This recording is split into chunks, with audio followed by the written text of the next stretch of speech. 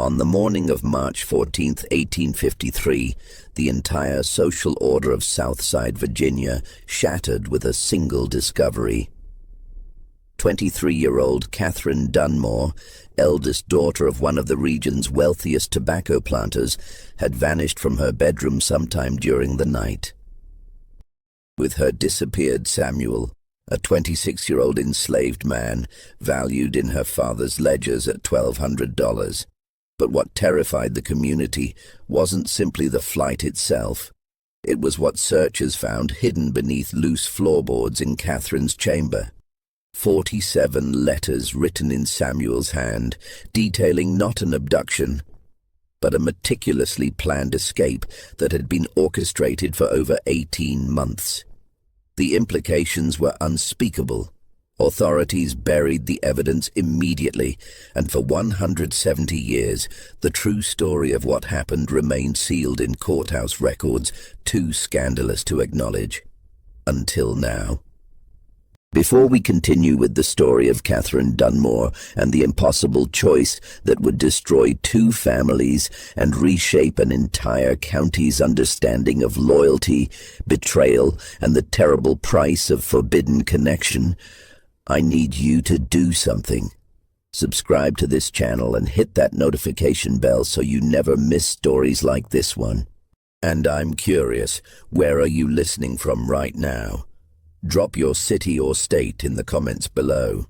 Now let's discover what really happened in the spring of 1853, when the unthinkable became reality. The letters would tell only part of the story. The rest would emerge in testimonies given under duress, in whispered confessions, and in the horrifying discovery made 6 months later in a cabin 30 miles north of the Mason-Dixon line. Dunmore Hall stood 3 miles outside the town of Boydton, Virginia, a 2-story brick manor house that commanded views of rolling tobacco fields stretching toward the North Carolina border. The estate encompassed nearly 800 acres, worked by 53 enslaved people who lived in weathered cabins arranged in neat rows beyond the main house. Colonel James Dunmore, a widower since 1847, ran his plantation with military precision learned during his brief service in the Mexican War. His reputation throughout Mecklenburg County was unimpeachable. A church elder, a Mason, a man who paid his debts and kept his word. Catherine had been raised in this world of rigid certainty. After her mother's death from fever when Catherine was 17, she had assumed management of the household, overseeing the kitchen, the dairy, the gardens, and the domestic staff. She was known throughout the county as a capable, if somewhat reserved, young woman. She had refused 3 marriage proposals by the time she reached 21, a fact that caused considerable speculation among neighboring families. Her father indulged her independence, perhaps because she managed his household so efficiently. Perhaps because he still mourned his wife and could not bear to send his daughter away. Samuel had come to Dunmore Hall in 1849, purchased from an estate sale in Richmond.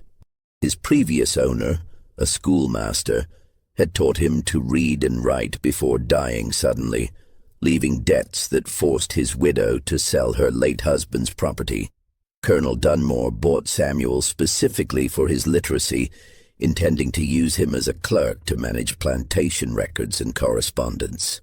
It was unusual, even controversial, to have a literate enslaved person, but Colonel Dunmore believed in efficiency over tradition. For 2 years, Samuel worked in the small office attached to the main house, maintaining ledgers, copying letters, and managing the mundane paperwork of tobacco cultivation. He was quiet, meticulous, and careful never to presume beyond his assigned duties.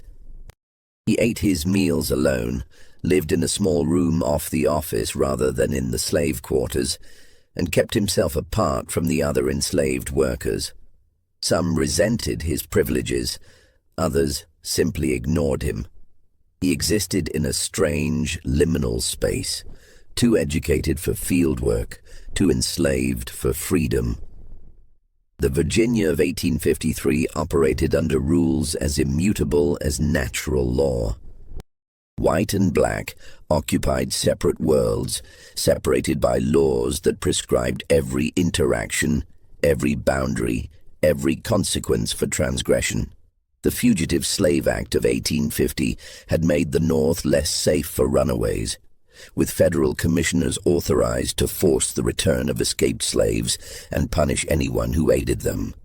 Tensions between abolitionists and slave catchers had turned the border states into a battlefield of ideology and economics.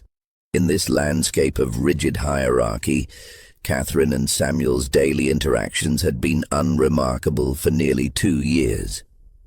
She would bring household accounts for him to transcribe. He would prepare correspondence for her father's signature. They spoke only of practical matters, always in the presence of others, always maintaining the careful distance that society demanded. No one could say precisely when things changed, but sometime during the summer of 1851, conversations that should have remained brief began to extend. Questions about bookkeeping became discussions of literature. Samuel had read extensively during his years with the schoolmaster, Shakespeare, Milton, the classics that formed the foundation of educated thought. Catherine, educated by tutors but starved for intellectual companionship in the isolated plantation world, found herself drawn into discussions that began about plantation business and ended elsewhere entirely.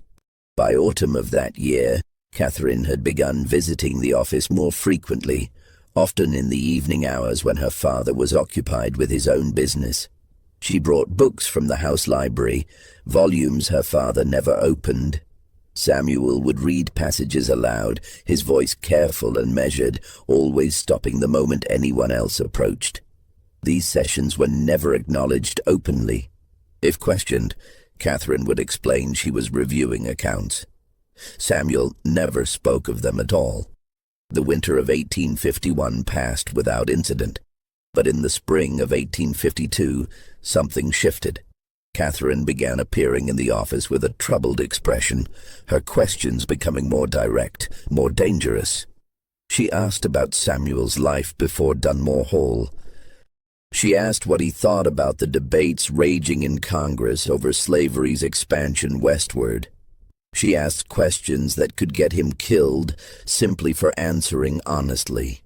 Samuel's responses, recorded later in testimony, were always measured.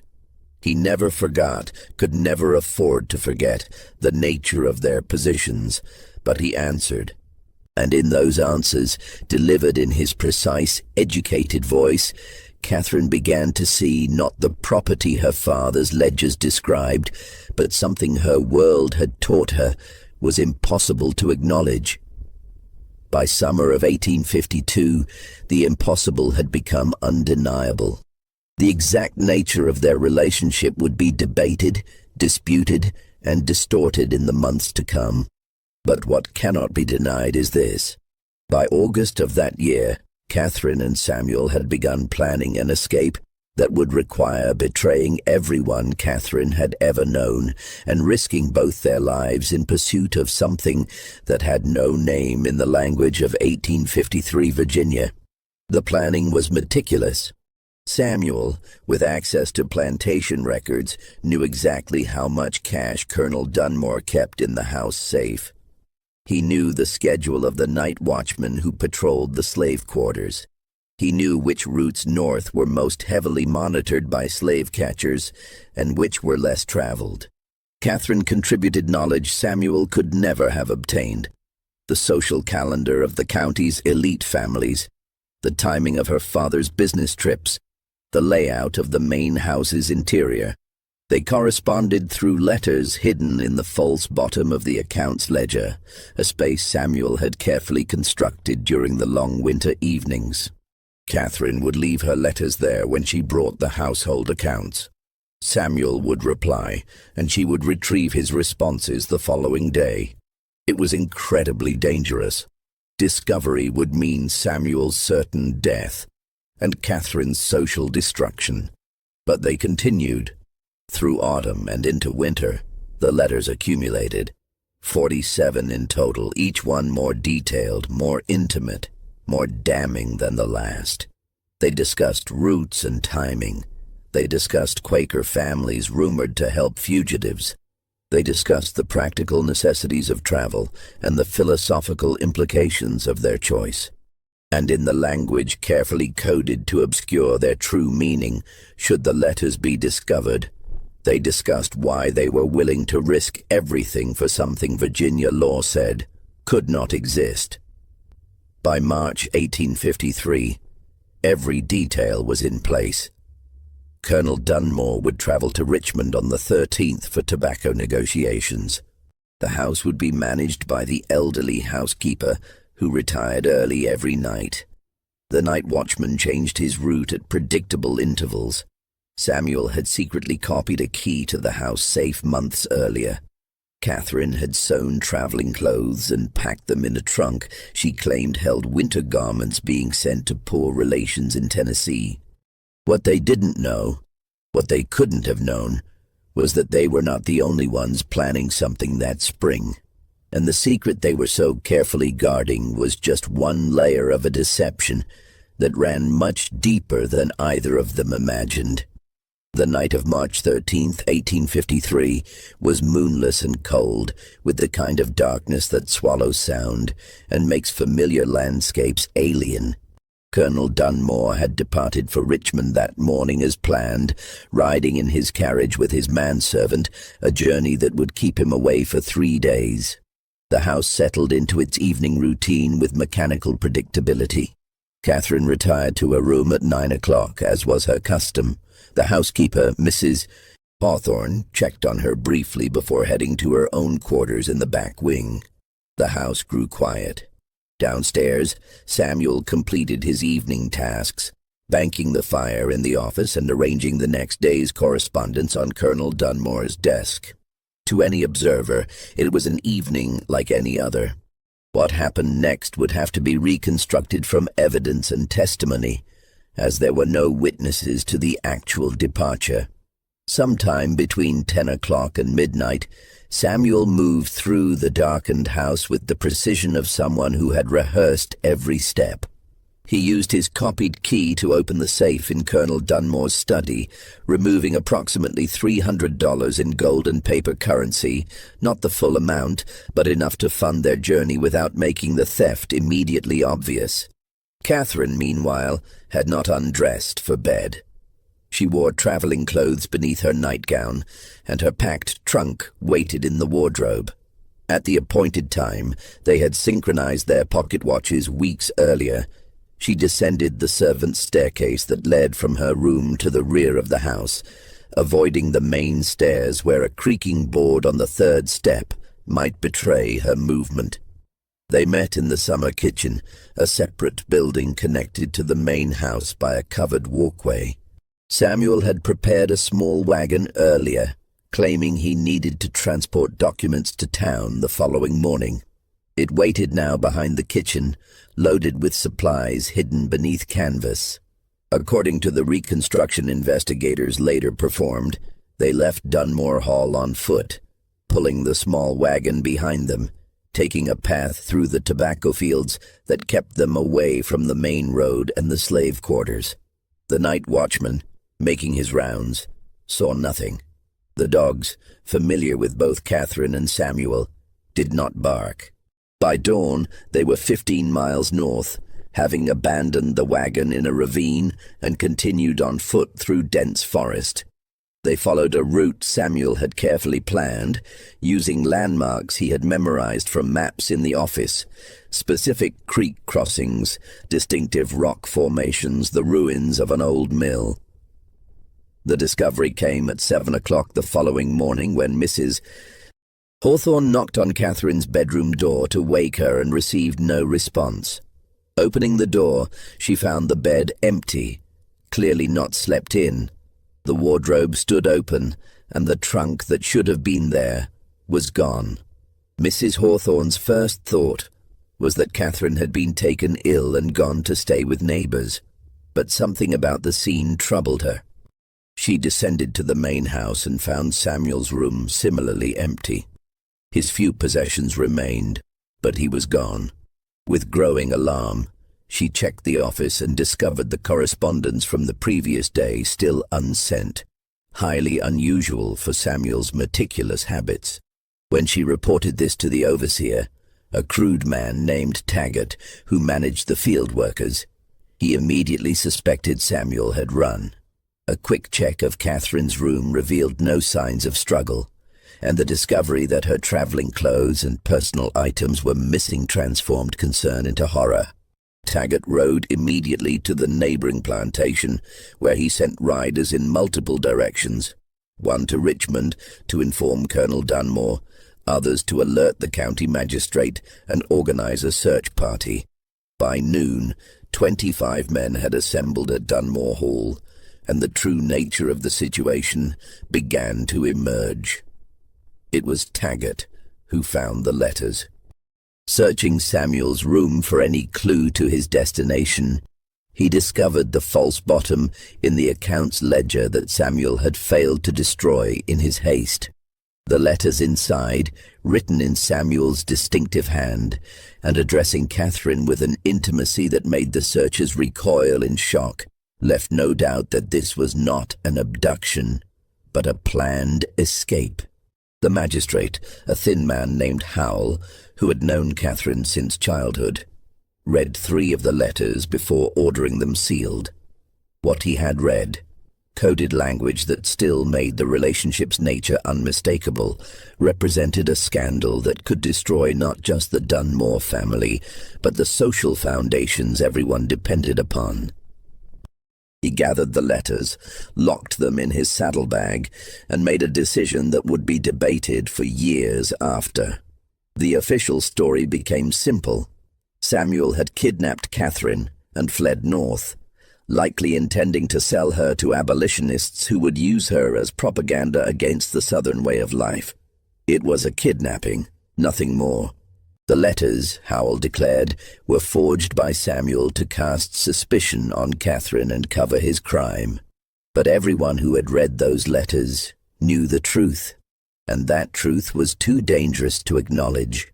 Colonel Dunmore returned from Richmond on the evening of March 15th, riding through the night after receiving word.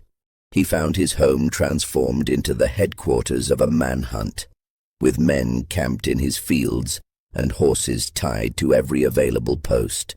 Taggart met him at the door and delivered the news with careful phrasing, emphasizing the kidnapping narrative. Colonel Dunmore listened in silence, his face carved from stone. He asked one question: "Where are the letters?" When shown them, he read each one in complete silence.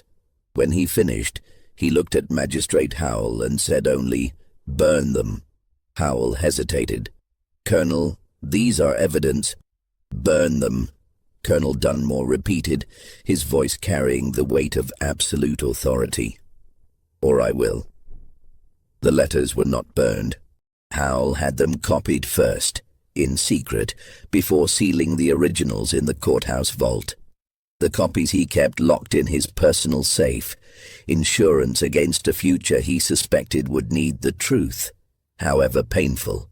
The search parties fanned out across Virginia, following reported sightings and rumored routes.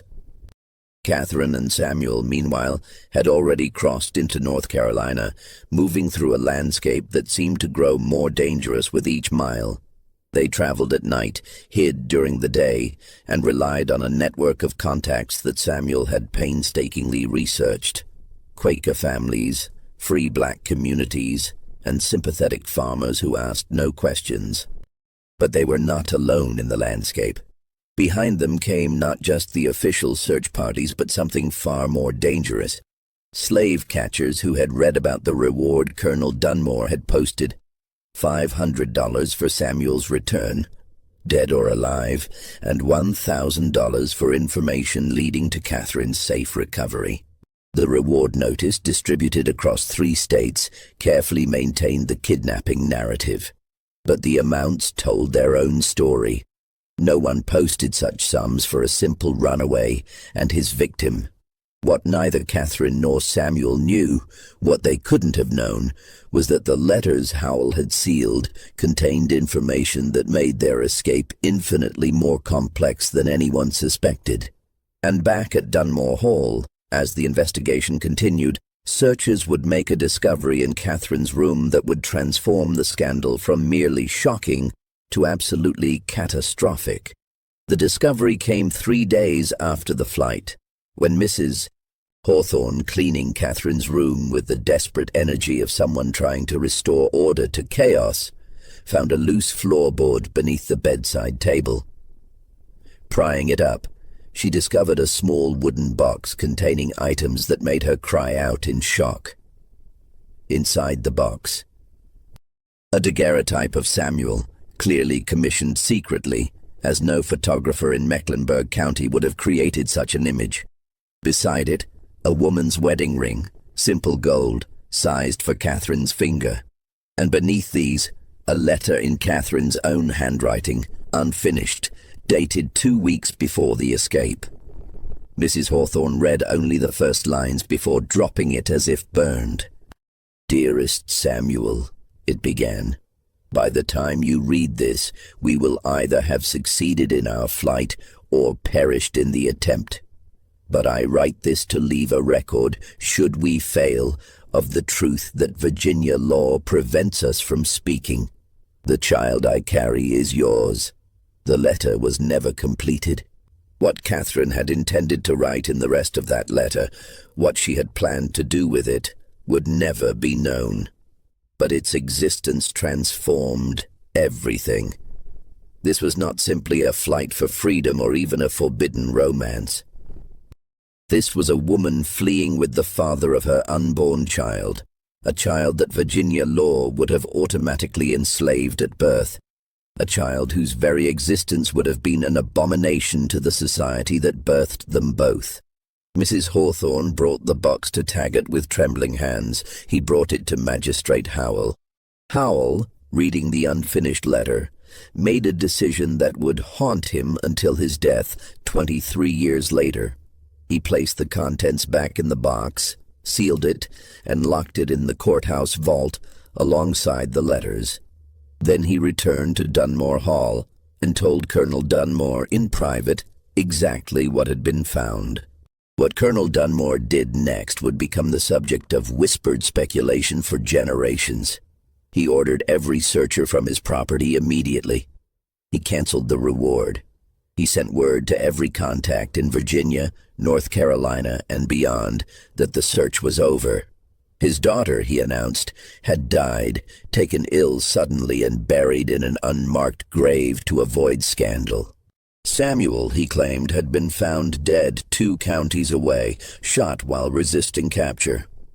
Both statements were lies, but they were lies that protected something Colonel Dunmore valued more than truth: the reputation of his family and the social order he had spent his life upholding. Better to claim his daughter dead than to acknowledge what she had done. Better to invent an ending than to allow the real story to continue. But Catherine and Samuel were still alive, still moving north through a landscape that had become exponentially more dangerous, not because of pursuit, which had suddenly, mysteriously ceased, but because of what they carried with them. A secret that grew with each passing day, a life that represented the complete destruction of every rule their world was built upon. The abrupt end to the official search created more questions than it answered. In taverns and parlors across Mecklenburg County, people whispered about Colonel Dunmore's strange behavior. Some believed his story about Catherine's death. Others suspected she had been hidden away in an asylum, her mind broken by the ordeal. The most cynical suggested that Dunmore had paid bounty hunters privately to handle the matter quietly, away from public scrutiny. Magistrate Howell, sworn to secrecy but burdened by conscience, maintained the official narrative while privately documenting every piece of evidence he could gather. His personal journals, discovered after his death in 1876, reveal a man torn between duty to his friend and horror at the truth he was concealing. In an entry dated April 3, 1853, he wrote, "I have today sealed evidence of a crime that is no crime, of a love that is no love, of a child that cannot exist in the eyes of God or law. May the Lord forgive me for hiding truth, but may He also forgive me if I reveal it." At Dunmore Hall, life attempted to return to normal, but the plantation bore the marks of what had happened. Colonel Dunmore dismissed Taggart within a week, paying him a substantial sum to leave Virginia and never speak of the case. Mrs.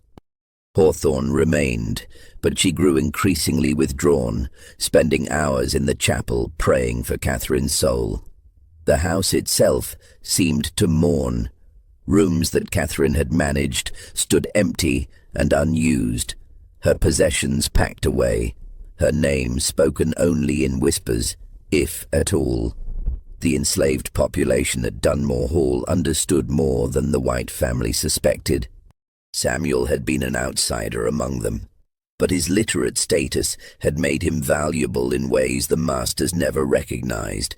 He had written letters for those who couldn't write, read documents that affected their lives, and quietly shared information about the broader world. His disappearance with Catherine became a source of complex emotions. Some saw it as reckless and dangerous, inviting retaliation on all of them. Others viewed it as an impossible dream briefly realized. In the months that followed, rumors filtered back through the underground networks that connected enslaved communities across state lines. A couple matching Catherine and Samuel's description had been seen in Pennsylvania. Someone had sheltered them in a Quaker household near the Maryland border. A woman claiming to be a widow from Virginia had given birth in a boarding house in Philadelphia. These rumors reached Dunmore Hall through circuitous routes. A word passed from a traveling peddler to a kitchen worker, a letter delivered to the wrong address and quietly shared before being destroyed. Colonel Dunmore heard none of them, or if he did, he gave no sign. He had built a wall around the truth, and he maintained it with grim determination. But walls, however sturdy, cannot hold forever against the pressure of truth. And 6 months after Catherine and Samuel's flight, that truth would force its way into the light in a manner no one could have anticipated. The revelation began not in Virginia, but in a small town in southern Ohio called Ripley, a notorious stop on the Underground Railroad. In September 1853, a Presbyterian minister named John Rankin, known for his abolitionist activities, received a letter from Philadelphia. The letter, signed with a name Rankin didn't recognize, requested assistance in contacting certain parties in Virginia regarding a legal matter of inheritance. Rankin, suspicious of any communication that mentioned Virginia and inheritance in the same breath, common tricks used by slave catchers, initially ignored the letter. But a second letter arrived 2 weeks later, this one more explicit. It contained information that could only have come from someone intimately familiar with Mecklenburg County, Virginia, and it mentioned Colonel James Dunmore by name. Intrigued despite his caution, Rankin replied to a Philadelphia address, asking for clarification. What he received in return was a 9-page letter that detailed the events of March 1853 from Catherine's perspective, written in her own hand. The letter explained their flight, confirmed their marriage by a sympathetic minister in Pennsylvania, and detailed the birth of a daughter in August 1853. But the letter's primary purpose was neither explanation nor justification. Catherine was writing because Samuel was dead. He had died in early September, killed not by slave catchers or vengeful pursuers, but by typhoid fever contracted in the crowded Philadelphia boarding house where they had been living. Catherine, alone with an infant daughter in a city where she knew no one and possessed no family connections, was destitute. She was requesting that Rankin act as an intermediary to contact her father, to ask if any reconciliation might be possible, if he might acknowledge his granddaughter, if not his daughter. Rankin, deeply moved and deeply troubled, faced an impossible decision. He believed in helping fugitives, but Catherine was not legally a fugitive. She had broken no law by leaving Virginia. Samuel had been, but Samuel was dead.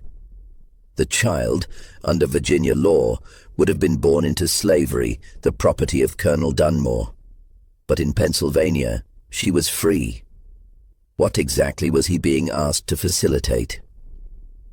After much deliberation and prayer, Rankin wrote to Magistrate Howell, whom he knew by reputation to be a man of integrity, if not abolitionist sympathies.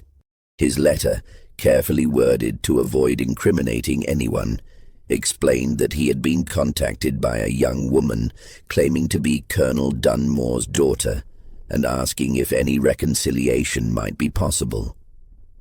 Howell received the letter in late October 1853. He sat in his office for an hour, the letter on his desk, before finally deciding what he had to do. He rode to Dunmore Hall that same afternoon. Colonel Dunmore received him in the study where Samuel had once worked. Howell explained the situation as gently as possible, then waited for the response he dreaded. What Colonel Dunmore said, recorded in Howell's journal, was this: "I have no daughter. I have no... If this woman in Philadelphia persists in using my family name, inform her that I will pursue legal action for fraud. She is to contact me no further. Tell Rankin the same." Howell tried to reason with him. "James, she's your daughter, your grandchild." "I have no daughter," Colonel Dunmore repeated, his voice like iron. "And I have no grandchild. The matter is closed." Howell left, defeated, and wrote to Rankin explaining that reconciliation was impossible. He enclosed a small sum of his own money, asking Rankin to see it delivered to Catherine with his apologies for her father's response. Catherine's reply, when it came weeks later, was brief. She thanked Rankin and Howell for their attempts. She explained that she had found work as a seamstress and was managing barely to support herself and her daughter. She asked for no further assistance. The letter's final paragraph would be quoted in abolitionist newspapers for years after. "I knew, when I chose this path, that I was choosing to die to my former life. I did not anticipate how literal that death would be. But I would make the same choice again, because the alternative was a living death of the spirit that I could no longer endure. My daughter will grow up free, and that is worth any sacrifice." The letter found its way, through Rankin's connections, to abolitionist publications in Philadelphia and Boston.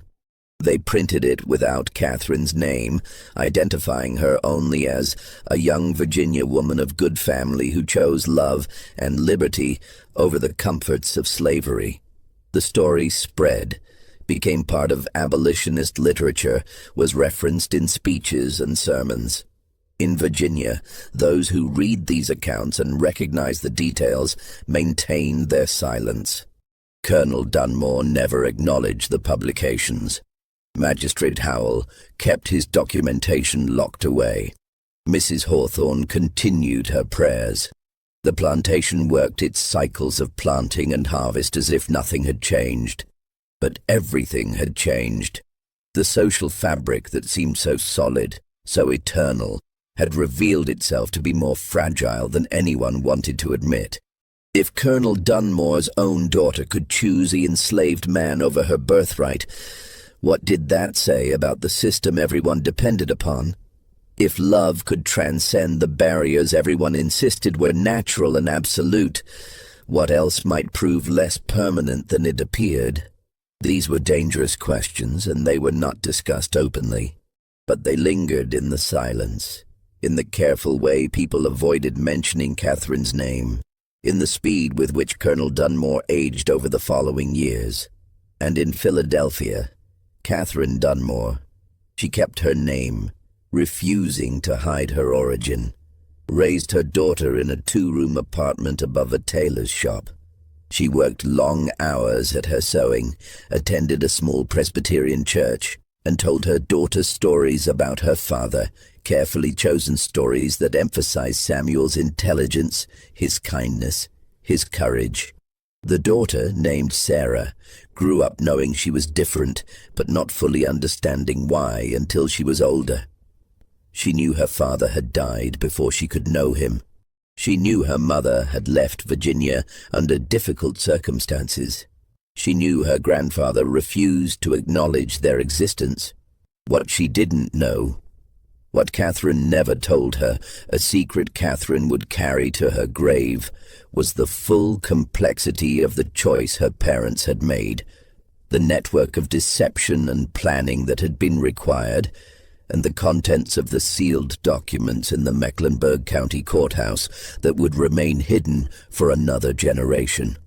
Those documents stayed sealed until 1889, when Magistrate Howell's son, sorting through his father's effects after his death, discovered the copies of the letters and the unfinished note about Catherine's pregnancy. Shocked by what he read, he debated for weeks before finally deciding to make the documents public. By then, Catherine had been dead for 3 years, buried in a Philadelphia cemetery under a headstone that identified her simply as beloved mother. Colonel Dunmore had died in 1871, never having spoken his daughter's name again after 1853. Most of the principals were dead. The plantation system they had all been part of had collapsed in the Civil War, and the world that had made Catherine and Samuel's choice so impossible had transformed beyond recognition. When Howell's son published the letters in a Richmond newspaper, they caused a brief scandal, then faded into the archives of forgotten history. A few aging abolitionists wrote articles praising Catherine's courage. A few Southern apologists condemned her betrayal. But mostly, people read the story, shook their heads at the tragedy of it all, and moved on. What they didn't know, what the letters themselves couldn't reveal, was that the story they thought they knew was still incomplete, because there had been one more letter, never sent, never read, and never included in the courthouse records.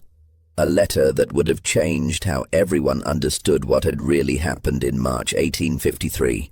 That letter, written by Samuel in the weeks before their escape, had been hidden in a place no one thought to search. And it would remain hidden for another 60 years, until a renovation of the building that had once housed Samuel's office would reveal a space between the walls where a tin box had been carefully concealed.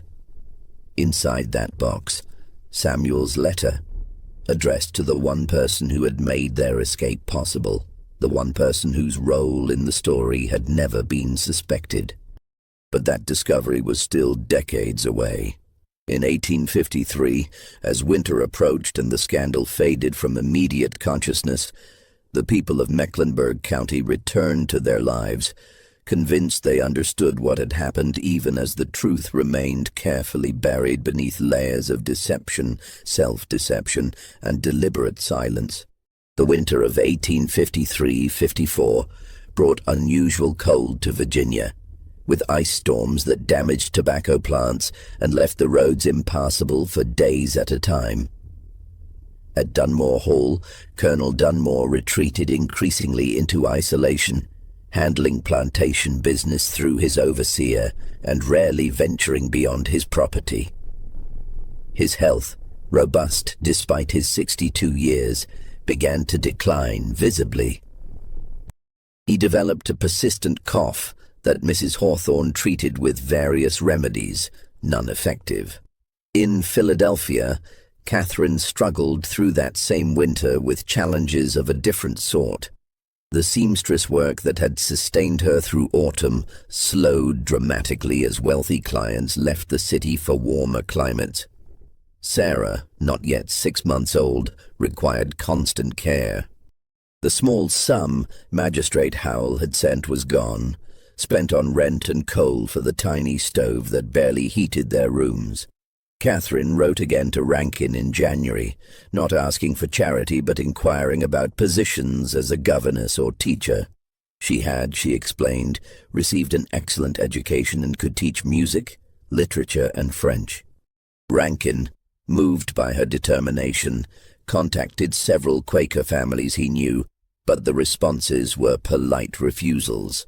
A woman with Catherine's background, unmarried, her brief marriage to Samuel, performed by a minister without legal standing, was not recognized. With a mixed-race child, was unemployable in any position that involved entering respectable homes. What saved Catherine was not charity, but skill. A customer at the tailor's shop below her rooms, impressed by the quality of her work on a difficult repair, commissioned an entire wardrobe, then another.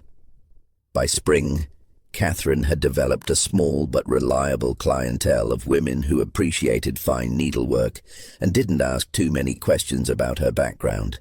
She was surviving, barely, but surviving nonetheless. In her letters to Rankin, which continued sporadically over the following year, she never complained. She wrote instead about Sarah's development, her first teeth, her first attempts at words. She wrote about the city, about the free black community she had cautiously begun to know, about the strange freedom of living without the constant surveillance of plantation society. "I am not happy," she wrote in April 1854, "but I am free to be unhappy in my own way, and that is a kind of happiness I never knew in Virginia. Sarah will grow up in a world that, while far from just, at least permits her existence. That is enough." But in Virginia, questions that should have been settled continued to surface. In the spring of 1854, a man appeared in Boydton claiming to be a journalist from Baltimore, researching stories about the Underground Railroad. He asked questions about the Dunmore case, about Catherine and Samuel, about the circumstances of their flight. Local authorities, warned by Magistrate Howell, refused to speak with him. He left after a week, but his presence had revived gossip that had finally begun to die down. Mrs. Hawthorne, questioned by Colonel Dunmore about what the journalist had been asking, reluctantly reported that he seemed particularly interested in Samuel, in his education and his role at the plantation. He had asked whether Samuel had family in Virginia, whether he had been known to associate with abolitionists, whether he had ever traveled north before his escape. These questions troubled Colonel Dunmore deeply. He had Samuel's personal effects, the few items left in his room, brought to the study. There was almost nothing. A Bible, some clothing, a few books. But tucked into the Bible was a single sheet of paper, folded small, that Dunmore hadn't noticed before. He unfolded it and found himself reading a letter in unfamiliar handwriting, addressed to Samuel, dated November 1852. The letter was brief and carefully worded. "Your inquiry is noted. The arrangement can be made as discussed, pending confirmation of the timing and route. Burn this upon receipt." It was unsigned. Colonel Dunmore read it 3 times, his expression growing darker with each reading. What arrangement? What route? He had assumed, everyone had assumed, that Catherine and Samuel had planned their escape alone, that it was an impulsive act of desperation or passion. But this letter suggested something different. Preparation, coordination, outside assistance arranged months in advance. He brought the letter to Magistrate Howell the next day. Howell examined it carefully, noting the paper quality, the handwriting style, the lack of any identifying marks. "This suggests," he said slowly, "that Samuel had contacts with the Underground Railroad well before March, that their escape wasn't spontaneous, but carefully coordinated with people who had experience moving fugitives north." "Who?" Colonel Dunmore demanded. "Who helped them?" Howell had no answer. The handwriting matched none of the known abolitionists operating in Virginia or North Carolina. The paper was common quality, available anywhere. There were no clues to pursue, but the discovery transformed their understanding of the case. If Samuel had outside help, if the escape was part of a larger network's operations, then everything they thought they knew needed reconsideration. Catherine might not have been a willing participant, but rather a victim of a sophisticated abduction scheme. The letters in her handwriting could have been forged or coerced. It was a comforting theory for Colonel Dunmore, and he embraced it eagerly. His daughter had been targeted by abolitionists, manipulated by a literate enslaved man who was working with outside agitators, and essentially kidnapped in a sophisticated plot to embarrass Virginia's planter class. It wasn't perfect, but it was better than the alternative. Magistrate Howell let him believe it, though his own journals reveal skepticism. The letters in Catherine's hand had been too detailed, too emotionally genuine to have been coerced, and the unfinished note about her pregnancy couldn't be explained away as abolitionist propaganda. But he said nothing, allowing his friend whatever comfort the theory provided. The journalist from Baltimore appeared again in June 1854, this time in Richmond, asking questions at the customs house about travel north in early 1853. He specifically inquired about a couple matching Catherine and Samuel's description who might have traveled by train or coach. The customs officials reported his inquiries to Virginia's governor, who ordered an investigation into the man's background. What they discovered was troubling. The journalist was not a journalist at all, but a lawyer from Pennsylvania, retained by an unnamed client to investigate the circumstances of Samuel's death.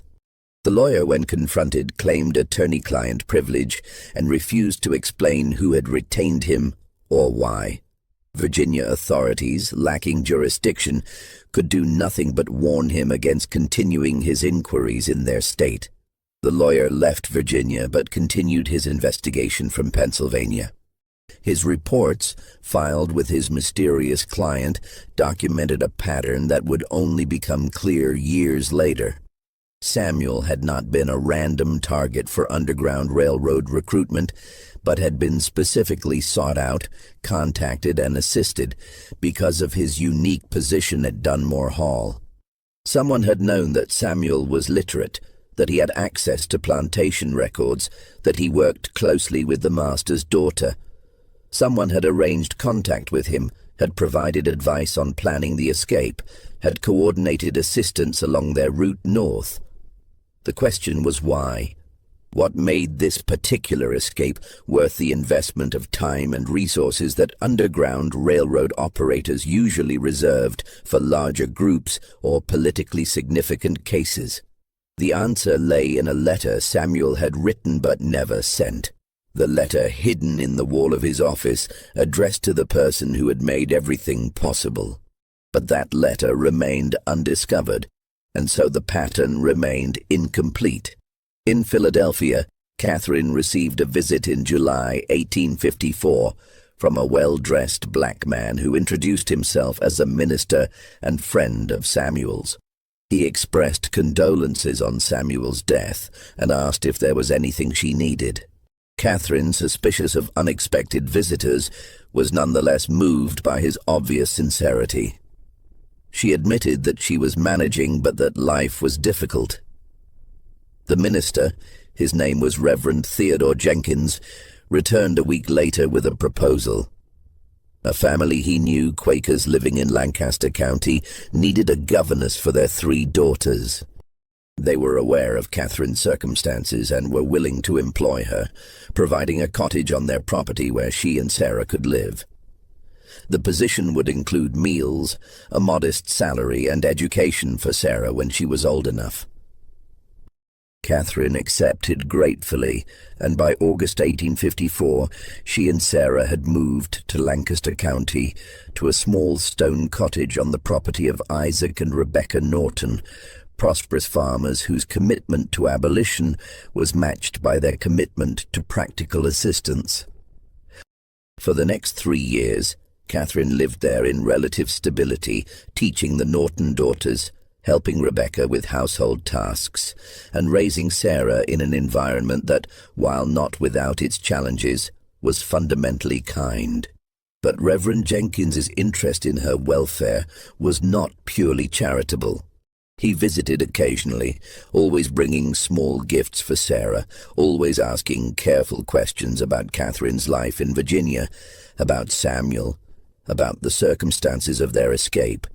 Catherine, lonely and grateful for adult conversation, gradually shared more than she intended. Jenkins was particularly interested in Samuel's role at Dunmore Hall, in his access to records and correspondence. He asked whether Samuel had ever mentioned seeing documents related to slave purchases, sales, or transfers. He asked whether Colonel Dunmore had corresponded with certain names Catherine didn't recognize but wrote down at Jenkins's request, promising to let him know if she remembered hearing them. Only later, years later, would Catherine understand what Jenkins had really been asking. But in 1854 and 1855, she simply appreciated his friendship and never questioned his motives. Back in Virginia, Colonel Dunmore's health continued to deteriorate. The persistent cough developed into something more serious, diagnosed by his physician as consumption. By 1856, he rarely left his bedchamber, conducting business through written instructions delivered by Mrs. Hawthorne to his overseer. On a humid August evening in 1856, with thunder rumbling in the distance, Colonel Dunmore summoned Magistrate Howell to his bedside. What he said during that final conversation, Howell never fully recorded, but his journal entry that night notes, "James asked me to burn all the documents, to let the matter die with him. I promised I would consider it.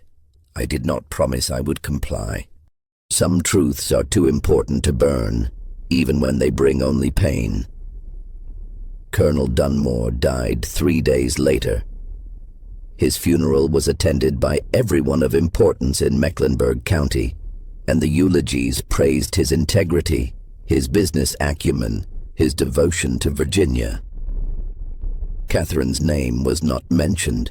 No one suggested that he had left any unacknowledged heirs. His will, read a week after the funeral, distributed his property among various nephews and cousins. Dunmore Hall went to a nephew who had worked as his overseer. The enslaved population was divided among several heirs. Everything was orderly, proper, and exactly as Virginia law prescribed. But tucked into the back of Colonel Dunmore's personal Bible, found by Mrs. Hawthorne as she was packing his effects, was a single sheet of paper in his handwriting. She brought it to Magistrate Howell without reading it. Howell opened it in his office, alone, and found himself reading something he had never expected. A letter to Catherine, written but never sent, dated June 1856. It began, "My daughter," and continued for 2 pages, detailing Colonel Dunmore's regrets, his acknowledgment that she had been right to choose as she did, his wish that he had been strong enough to acknowledge his granddaughter, his sorrow at the life his pride had cost them all. The letter ended, "I cannot undo what I have done, and I am too old and sick to change course now. But I want you to know that not a day has passed since March 1853 that I have not thought of you, prayed for you, and grieved for the daughter I lost to my own stubbornness. Tell my granddaughter, if you think it wise, that her grandfather loved her even though he never knew her, and that love was not strong enough to overcome fear. May you both forgive me, though I cannot forgive myself." Magistrate Howell read the letter twice, then locked it in his safe with the other documents. He never sent it to Catherine. He recorded in his journal, "What purpose would it serve now? James is dead. Catherine has built a life in Pennsylvania. Better to let them both have peace. But I cannot destroy this. Someone someday should know that he regretted, that he loved, that he failed himself as much as he failed her. The letter joined the growing collection of documents that told a story no one alive fully understood. Letters, unfinished notes, cryptic messages suggesting coordination and planning that went beyond what Catherine and Samuel could have managed alone. Together they formed pieces of a puzzle whose complete picture remained obscured by time, death, and deliberate concealment. And still hidden in that wall in Samuel's old office, waiting for the renovation that wouldn't come for another 58 years, was the final piece. Samuel's letter, explaining who had helped them, why, and what the true purpose of their escape had been beyond the obvious. That letter would change everything once it was finally discovered. But for now, in 1856, it remained sealed in its tin box, its secrets intact. The years following Colonel Dunmore's death brought relative calm to the surface narrative. Catherine continued her work as governess. Sarah grew from infant to child, and in Virginia the scandal faded into local legend, the kind of story elderly people would mention occasionally, always with shaking heads, always emphasizing different lessons depending on their audience. But beneath this apparent calm, several threads were pulling tight, drawing toward a revelation none of the participants anticipated. The first thread involved Reverend Theodore Jenkins. In 1857, he visited Catherine for the last time, bringing news that shook her carefully constructed peace. Samuel, he revealed, had not been simply a random contact for the Underground Railroad, but had been specifically recruited for a purpose Catherine had never fully understood. Jenkins explained, in 1851, rumors had reached abolitionist networks in Philadelphia that a major slave trading ring was operating out of Virginia, purchasing enslaved people in the Upper South and illegally transporting them to Cuba and Brazil, where slavery remained legal and prices were higher. The ring was supposedly documented in letters and ledgers kept at several major plantations, including Dunmore Hall. Samuel, with his literacy and access to Colonel Dunmore's correspondence, had been identified as someone who might be able to gather evidence. Jenkins had made contact with him in late 1851, explaining the situation and asking if Samuel could copy any relevant documents he encountered. Samuel agreed, Jenkins said quietly, watching Catherine's face. He spent months looking through correspondence, copying anything that seemed relevant. He was going to escape anyway. He had told me that from the start, but he was willing to help us first. Catherine felt the room tilt.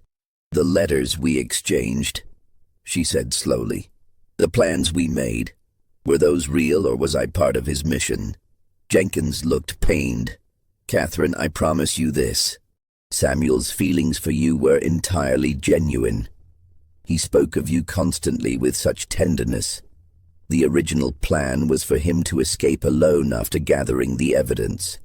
But when he realized you were pregnant, when you insisted on going with him, he changed everything. He took enormous risks to bring you safely north, risks that had nothing to do with our mission. What evidence did he gather? Jenkins hesitated. Letters proving that your father was corresponding with men involved in the illegal slave trade. Though we could never determine if he was participant or victim, the correspondence suggested that someone was using Dunmore Hall's legitimate business to hide illegal activities. Samuel copied dozens of letters before your escape. He brought them north with him. Where are they now? That's why I'm here. Jenkins leaned forward. Samuel gave them to me 2 days before he died. He said if anything happened to him, I should keep them safe and decide whether to use them. I've spent 3 years trying to verify the information to build a case. But Catherine, the letters mention your father directly. Publishing them would destroy what remains of his reputation. Catherine sat in silence for a long time, Sarah playing quietly at her feet. Finally, she said, "My father destroyed his own reputation by rejecting his daughter and granddaughter. If Samuel died gathering that evidence, if it can stop others from suffering as we did, then publish it." Jenkins nodded slowly. "There's more you should know.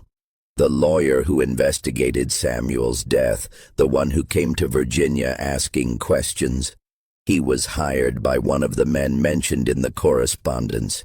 They wanted to know how much Samuel had discovered, whether the evidence reached us. That's why the investigation stopped so abruptly after your father's death. They assumed the documents had died with him. Are we in danger?" "I don't believe so. You're too visible now, too connected to abolitionist circles. Harming you would create exactly the kind of attention they want to avoid. But you should know the truth about what you and Samuel were caught up in." After Jenkins left, Catherine sat in the cottage for hours, Sarah finally asleep in her arms, trying to reconcile the romance she had believed in with the political mission she hadn't known existed.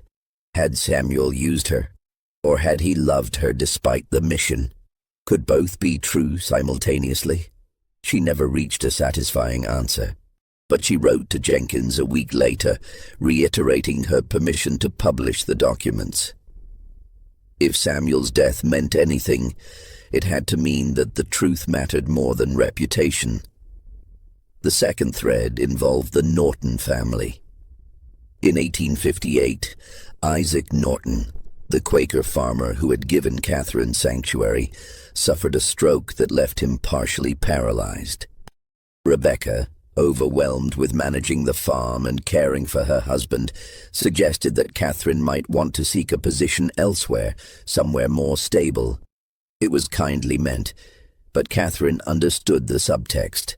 The Nortons could no longer afford to keep her.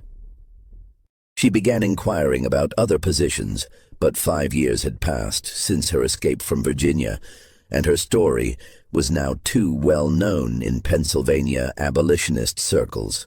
Potential employers saw her as a symbol, a cause, rather than simply a capable governess and teacher. She was facing potential destitution for the second time when a letter arrived from Boston. A women's seminary, run by abolitionists, offered her a position teaching French and music. The salary was modest, but it included housing, and Sarah would be able to attend the school when she was old enough. Catherine accepted immediately, and by November 1858, she and Sarah had moved to Boston, to a small apartment near the seminary. Boston was different from Pennsylvania, larger, busier, more intellectual, and more radical. Catherine found herself for the first time since leaving Virginia in a community that didn't simply tolerate her story but celebrated it. She was invited to speak at abolitionist gatherings, always declining. She was asked to write about her experiences, always refusing. She wanted only to be left alone to teach and raise her daughter. But history was not done with Catherine Dunmore. The third thread began pulling tight in 1859 when Reverend Jenkins finally published the documents Samuel had gathered, along with a detailed article explaining their significance. The publication created a scandal that rippled through Virginia and beyond. The documents proved that a network of traders had been using legitimate plantation correspondence to coordinate illegal slave exports to Cuba. Several prominent Virginia planters were implicated, including, most damaging, several who had publicly advocated for secession and Southern rights. The political implications were explosive. Colonel Dunmore's role remained ambiguous in the documents. He had corresponded with the men involved, but whether he had known about the illegal aspects was unclear. Some letters suggested he might have been investigating the scheme himself. Others implied he was complicit. Jenkins, in his article, gave Dunmore the benefit of doubt. suggesting he had been an unwitting tool of more sophisticated criminals.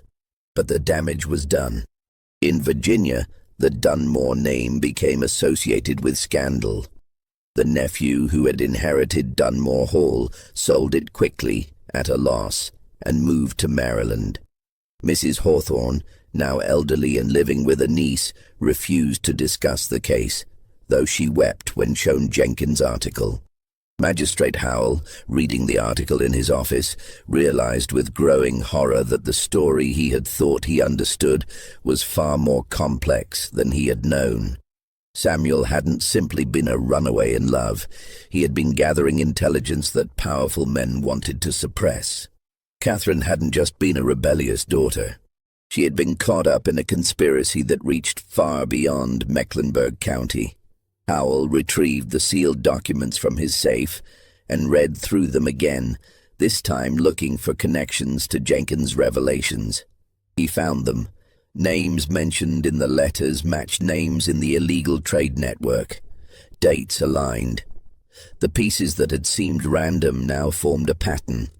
But questions remained. How had Samuel initially been contacted by Jenkins? How had the Underground Railroad known about Samuel's position at Dunmore Hall?